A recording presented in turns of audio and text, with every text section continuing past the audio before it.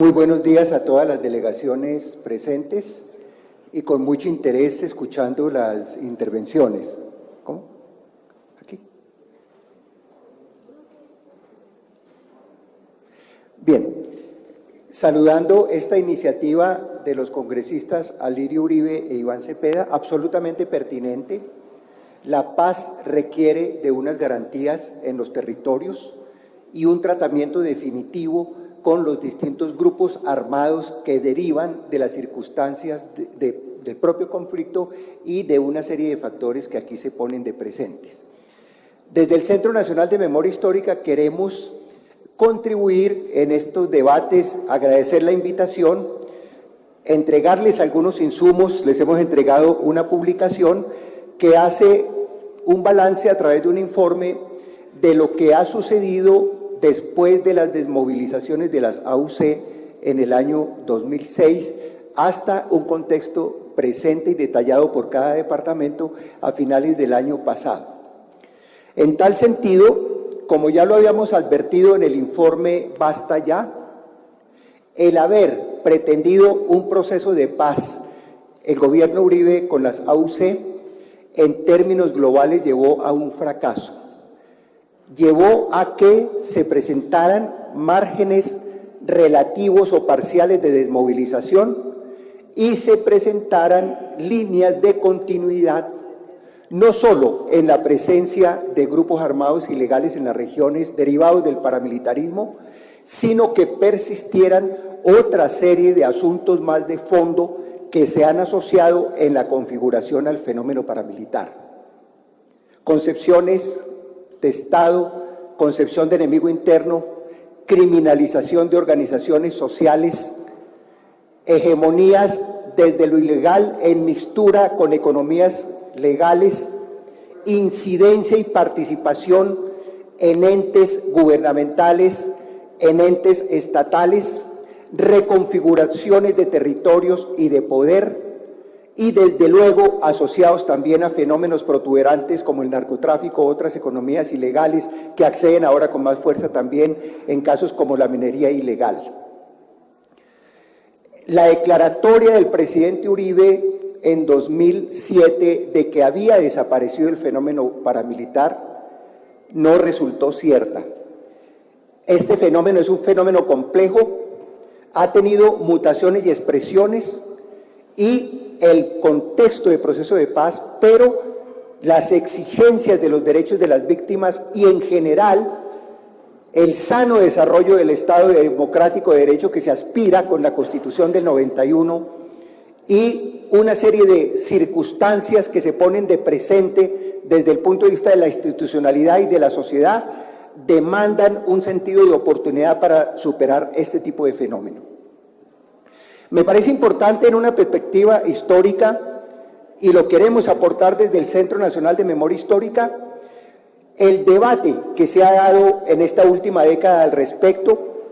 porque sirve de referencia para revisar y reforzar el tratamiento actual a esta circunstancia. Queremos recordar que desde los momentos posteriores a las desmovilizaciones parciales de las AUC, se registraron niveles de disidencias, rearmes y emergencias de nuevos grupos y empezaron a darse informes e interpretaciones al respecto, desde la Defensoría del Pueblo, desde organizaciones de seguimiento internacional como la Oficina del Alto Comisionado de las Naciones Unidas, desde varias organizaciones de derechos humanos y organizaciones sociales, desde la Procuraduría General de la Nación y como lo definió la Ley 975 también desde la Comisión Nacional de Reparación y Reconciliación. Creo un dato importante tener en cuenta que esta Comisión Nacional de Reparación y Reconciliación recibió el mandato legal de hacerle el seguimiento a lo que sucediera después de desarticuladas las AUC. Eso dio origen a dos informes, los estamos entregando hoy a todos ustedes, y es de tener en cuenta que teniendo representación dos ministerios, la Procuraduría General, la Defensoría del Pueblo y otras instituciones y algunas personas provenientes de la sociedad civil, esta comisión CNR, en cumplimiento de su mandato, llegó a unas conclusiones en un primer informe en 2007 y en un segundo informe en 2010, donde en síntesis constató que no había superación integral o general del fenómeno paramilitar, que el fenómeno paramilitar seguía existiendo. Entregó mapas, diagnósticos regionales, se realizaron en 24 ciudades y capitales departamentales o centros regionales importantes del país con impacto de este fenómeno, reuniones con autoridades, con organizaciones de la sociedad civil, con otros actores significativos, con fuerza pública, etcétera, discutiendo sobre el terreno y revisando y constatando este tipo de circunstancias. Me parece relevante, representante Alirio Uribe, que en 2007 y en 2010 un colectivo con mandato legal, con el Ministerio Público a bordo, con sus dos instituciones, con el Gobierno Nacional, con dos ministerios y con otra serie de instituciones, entrega un resultado mandato de ley y concluye que no ha sido superado el fenómeno paramilitar. Entrega en 2007 7 recomendaciones, entrega en 2010 una treintena de recomendaciones. Caracteriza, como lo han señalado algunas de las intervenciones, que es una nueva fase más degradada de las expresiones del paramilitarismo, que ya no están las AUC y que existe una diáspora de grupos en disputa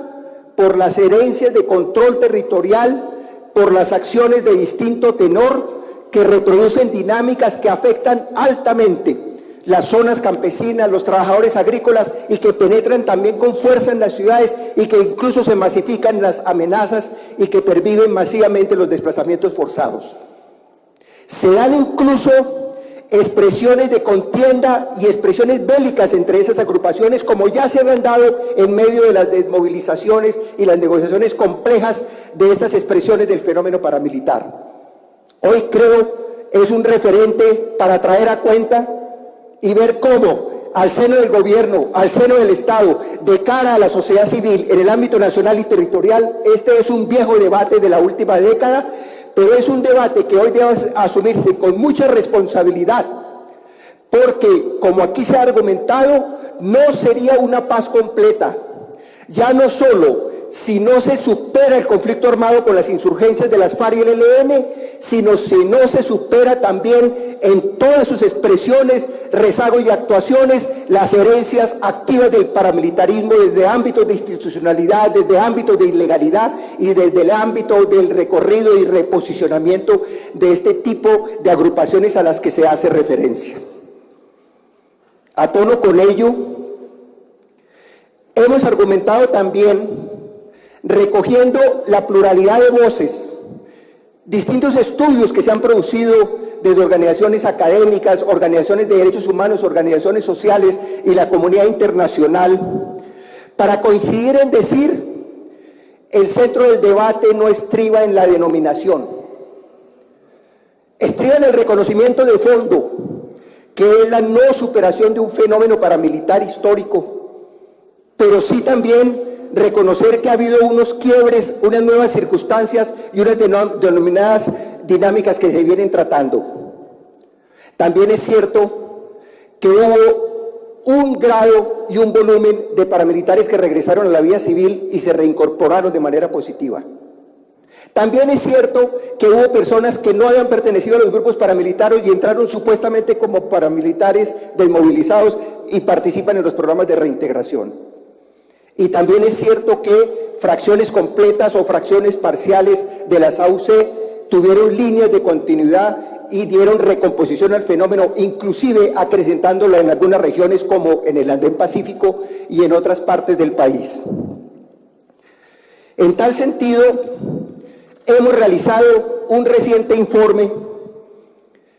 hasta finales del año pasado, en donde entregamos un seguimiento detallado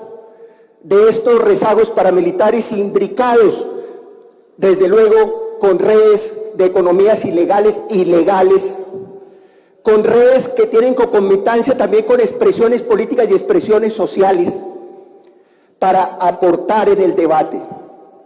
Nuestro informe de movilización y reintegración paramilitar, panorama posacuerdos de las AUC, trata en detalle estos asuntos, entrega un diagnóstico departamental y aquí simplemente quiero leer un párrafo de sus conclusiones. Organismos intergubernamentales, el Ministerio Público, la Comisión de Reconciliación, entre otros, han sustentado que aunque había factores de desmonte del paramilitarismo, como la disolución de las AUC, el sometimiento a la justicia de sus integrantes y la activación de procesos judiciales contra políticos, funcionarios y otras personas implicadas en el paramilitarismo, a la vez había factores de continuidad con la persistencia de poderes locales y regionales, control de economías ilegales y redes delincuenciales, y aunque en volumen relativo, persistencias de acciones violatorias a los derechos humanos con frecuentes nexos con agentes estatales. Continúa más adelante para concluir, en todo caso, aunque resulta evidente la no superación del conjunto del fenómeno paramilitar y pesan muchos de sus elementos, la estrategia gubernamental y estatal para su superación ha sido incapaz de contrarrestar su tendencia hacia la consolidación en las regiones. Y en las recomendaciones, entre otras varias, llamamos a que se revise la estrategia. Nos equivocamos si pensamos que es una simple expresión delincuencial que se superaría con un tratamiento policial. Es un fenómeno de fondo, integral, es un fenómeno de emergencia de poderes irregulares frente al Estado constitucional al que se aspira con garantías. Es un fenómeno que requiere un tratamiento de fondo en todas las expresiones. Es un debate sano y es un debate que invita al gobierno nacional y a las instituciones de cara a los retos de garantías del proceso de paz, pero en todo caso de cara a los derechos y garantías ciudadanas de las regiones y de los sectores sociales que permanentemente se han reclamado, el aprovechar la actual coyuntura nacional para avanzar en su cabal superación. Quiero terminar la intervención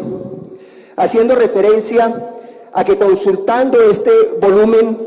podrán ustedes apreciar en detalle nuestra argumentación en torno a cómo el fenómeno paramilitar no se limitaba a las AUC.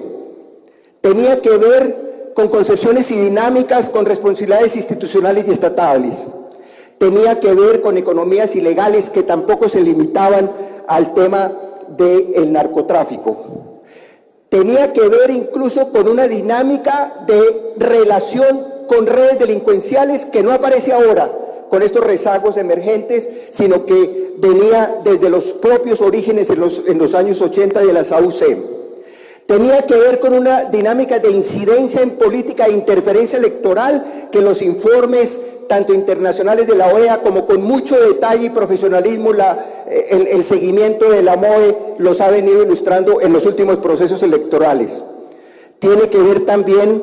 cómo en los últimos 3 años se ha consolidado la hegemonía de este grupo particular que generalmente ha sido llamado como los urabeños, no porque sea el único, sino porque se impuso, sometió violentamente a los rastrojos y a la vez llega a compromisos de sometimiento con otra serie de expresiones regionales. Siguen perviviendo, aunque con distintos signos y ciertos cambios, tanto estrategias de combate a estos grupos por parte de la fuerza pública que son de saludar y de profundizar, como niveles de colaboración, de connivencia y de actuación con estos grupos, también de sectores de la fuerza pública y de sectores también del Estado y gobiernos locales en muchas circunstancias. Habría mucho que abundar y ya desde las delegaciones regionales y las intervenciones de los congresistas al inicio han señalado al respecto. Queremos seguir aportando como memoria histórica, no solamente desde el estudio de las décadas anteriores, sino de cara y con proyección al presente en aras de satisfacer el derecho a la verdad. Al senador Iván Cepeda quiero complementarle en sus alusiones a la dinámica de tierra y las oposiciones que surgen a la restitución de tierras, en que precisamente el año pasado, 2015, hemos entregado varios informes globales sobre el fenómeno del desplazamiento y el despojo y varios estudios regionales como los del Catatumbo y como los del Meta y otras zonas del llano que hemos entregado en cada una de las regiones.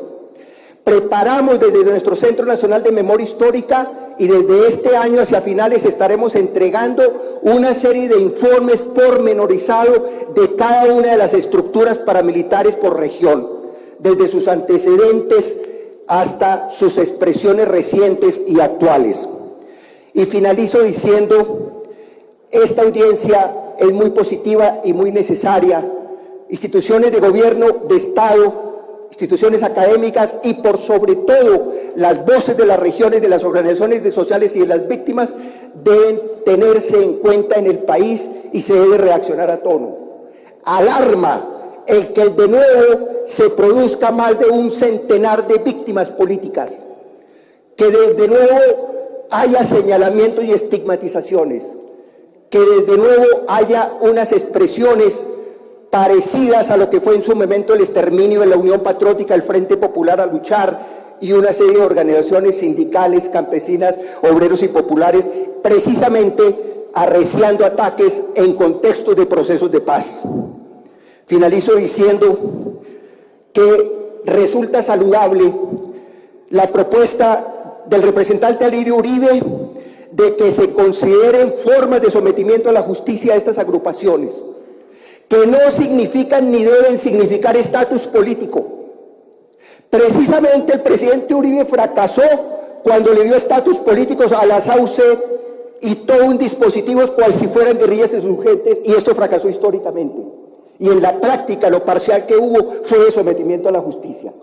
En tal sentido, como sugerencia y recomendación en lo institucional y en el ámbito del Congreso, el debate no está en el reconocimiento o no del carácter político. El debate está en el reconocimiento efectivo del fenómeno que hay y el tratamiento efectivo. El papel de la fuerza pública, el papel de la justicia en investigación y sanción, pero también las fórmulas de sometimiento y las dinámicas para lograr resultados efectivos a corto plazo, como le exigen las garantías perentorias para tener éxito en los procesos de paz en curso. Asimismo, saludar la propuesta de un acuerdo nacional para excluir las armas del ejercicio de la política desde todos los sectores. Y asimismo saludar las iniciativas de actuación en defensa de los derechos de las víctimas, y que si se revisa la ley de paz y se enriquezca, sea en beneficio de los objetivos de verdad, justicia, reparación y garantías de no repetición efectivas para las víctimas y para el conjunto de la sociedad. Seguiremos desde Memoria Histórica y en nuestro ejercicio abriendo una plataforma de expresión, convocando voces plurales, pero buscando contribuir de manera clara y con coherencia a los derechos de las víctimas, de las poblaciones, y para que se superen las experiencias de violencia y de conflicto en todas las regiones colombianas. Muchas gracias.